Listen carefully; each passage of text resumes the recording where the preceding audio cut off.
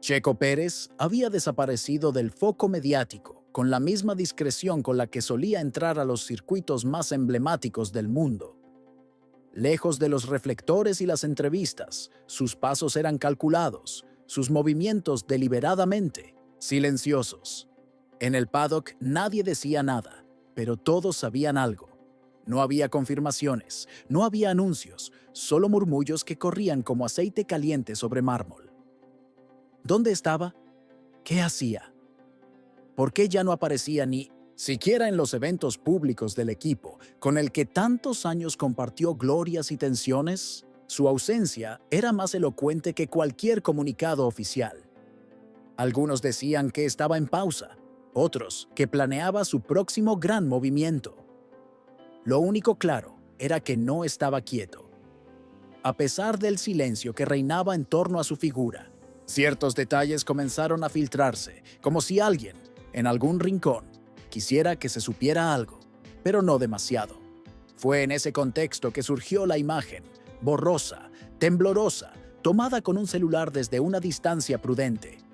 En ella se podía ver a un hombre con la complexión de Checo, entrando a un edificio poco reconocido por el aficionado promedio, pero que para los ojos bien entrenados era inconfundible: el centro de simulación de Mercedes. No había logos visibles, no había confirmación oficial, pero la ubicación no dejaba espacio para muchas dudas. Aquello, más que una aparición, era una insinuación, una promesa no dicha, una posibilidad abierta. Los rumores se intensificaron cuando, sin previo aviso, desapareció de sus redes cualquier mención directa a su equipo anterior. Las fotos seguían ahí, sí, pero los textos habían sido editados. Donde antes decía agradecido por la oportunidad, ahora solo quedaba un silencio táctico, como si todo el pasado estuviera siendo cuidadosamente empaquetado y almacenado en una caja que nadie pensaba abrir. Mientras tanto, desde Stuttgart, algunos técnicos hablaban, con voz baja y mirada ladeada, sobre un nuevo proyecto especial en el simulador. No daban nombres, nunca lo hacen, pero sus miradas cargaban el peso de algo que está por cambiar. Dentro del edificio, las luces nunca se apagan del todo. Hay siempre una máquina encendida, un motor que zumba, una computadora que ejecuta millones de cálculos por segundo. En una de esas habitaciones, sin identificaciones visibles, se encuentra el simulador. Es ahí donde muchos sueños han empezado o han terminado. Allí, según los más atrevidos, ha estado Checo, entrenando, probando configuraciones, ajustando un asiento que, aunque nadie lo ha dicho, habría sido moldeado con exactitud a su complexión. No hay fotos, no hay videos, pero hay trazas de su presencia, como huellas en la arena que desaparecen con la marea, pero dejan memoria. Algunos empleados del centro aseguran haber escuchado su voz, calmada pero firme, haciendo observaciones sobre comportamiento del volante, sobre distribución de peso, sobre algo que no era solo una prueba técnica, sino casi un estudio antropológico de la máquina. Porque Checo, a diferencia de otros, no simplemente se sube a un coche, lo interpreta, lo traduce a su idioma. Y eso, dicen quienes han trabajado con él, no se aprende, se tiene. El rumor de su presencia recorrió el edificio como un perfume. Caro, no se ve, pero se siente, y una vez que lo identificas, no se olvida. Desde su círculo cercano, nadie ha negado nada. Pero tampoco han confirmado una sola palabra. Esa ambigüedad no es descuido, es estrategia. Es la construcción de un misterio. Y en el mundo del automovilismo, el misterio vale más que la verdad. Mientras los medios siguen ocupados en saber qué motor se usará en tal o cual coche, el verdadero movimiento se cocina a puertas cerradas, en silencio, con hombres como Checo, que ya han aprendido que lo importante no se grita, se construye, paso a paso, con paciencia y control absoluto.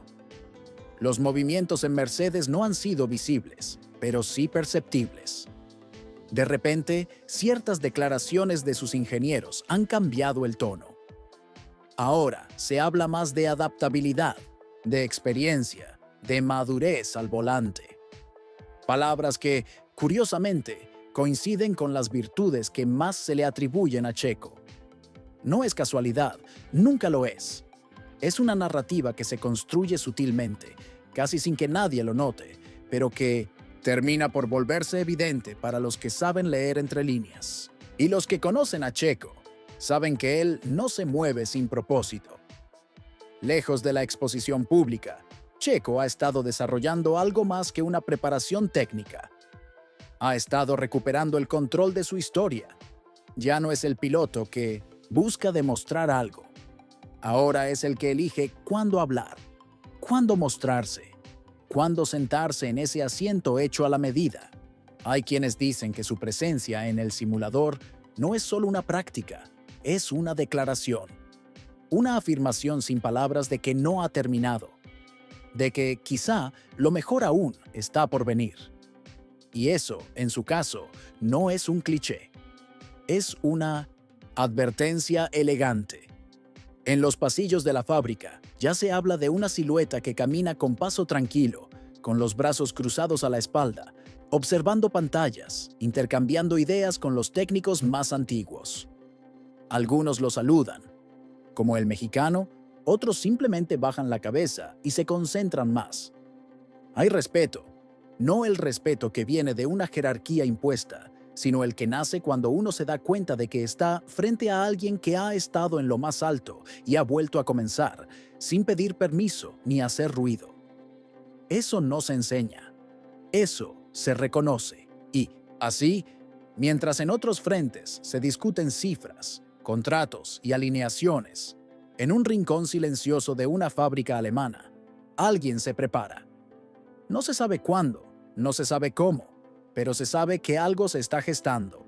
Y aunque nadie lo diga con todas sus letras, una cosa es clara. Checo no ha dicho su última palabra. El asiento, cuentan algunos que han tenido acceso a esas sesiones reservadas, fue ajustado 3 veces. No porque no encajara, sino porque Checo es meticuloso hasta el último detalle. Cada centímetro importaba. La presión exacta sobre la zona lumbar, la inclinación de los hombros, la respuesta sutil al menor movimiento de muñeca. No estaba simplemente buscando comodidad, estaba buscando conexión. Esa sensación casi mística que tienen los grandes cuando dicen que el coche habla. Y si algo ha demostrado Checo en todos estos años es que sabe escuchar. No con los oídos, sino con la piel, con la espalda, con los nervios. Cada vez que se sentaba, no era solo un ensayo, era una conversación íntima con una máquina que tal vez pronto podría ser suya. Durante esas largas horas de simulación, no se hablaba de fechas, nunca de horarios. Las sesiones eran agendadas, bajo nombres genéricos, sin siglas, sin referencias directas.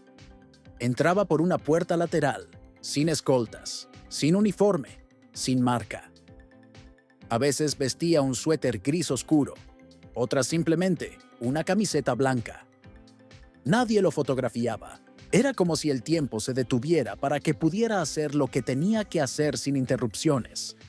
Ni siquiera se le veía salir. Solo un técnico que cerraba el sistema y se quedaba mirando la pantalla como si acabara de presenciar algo que no podía contarle a nadie. Porque eso eran esas jornadas. Secretos que caminan. Mercedes, mientras tanto, mantenía su discurso pulcro. Hablaban de análisis, de ajustes, de exploración de talento. No usaban nombres, pero sus comunicados empezaban a parecer más cálidos, más humanos. Algo había cambiado en su lenguaje, como si una energía distinta estuviera comenzando a permear el metal y la precisión. Detrás de los algoritmos y los gráficos, alguien con experiencia, con cicatrices, con paciencia, estaba moldeando una nueva manera de hacer las cosas. No era una revolución visible, sino una reprogramación silenciosa del ADN de un equipo que había dominado el mundo y ahora buscaba reencontrar su espíritu. Checo, dicen, no preguntaba demasiado, escuchaba. tomaba nota. Intervenía solo cuando algo realmente le parecía que podía mejorar. No venía a imponer nada, pero tampoco estaba ahí como invitado. Era como si supiera que su lugar no se gana con palabras, sino con tiempo y consistencia. Los ingenieros, más jóvenes, lo miraban con una mezcla de curiosidad y reverencia. Algunos incluso empezaron a replicar sus observaciones en otros simuladores, probando configuraciones que él había sugerido.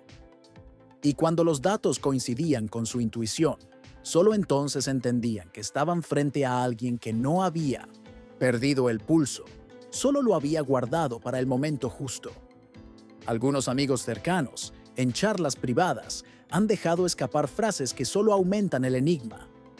Está más enfocado que nunca. Nunca lo había visto tan tranquilo.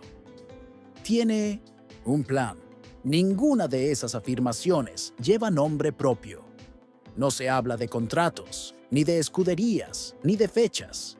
Pero hay algo en el tono que deja claro que Checo no está simplemente esperando. Está trabajando.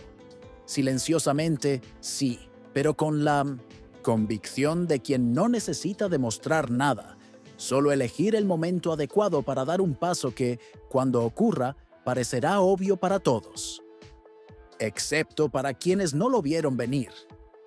Y entonces queda esa pregunta, flotando como una sombra sobre cada imagen, sobre cada palabra no dicha, sobre cada silencio demasiado largo en las entrevistas.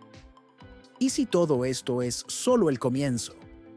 ¿Y si Checo no está cerrando un ciclo, sino abriendo uno que nadie imaginaba? ¿Y si lo que está ajustando en ese asiento no es solo un respaldo o un pedal, sino el mapa completo de su próxima gran historia?